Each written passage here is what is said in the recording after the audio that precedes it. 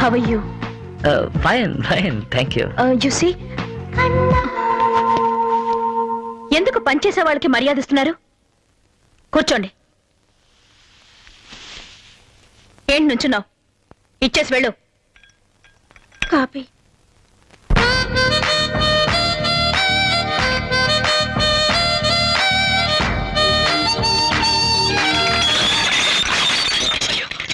You stupid!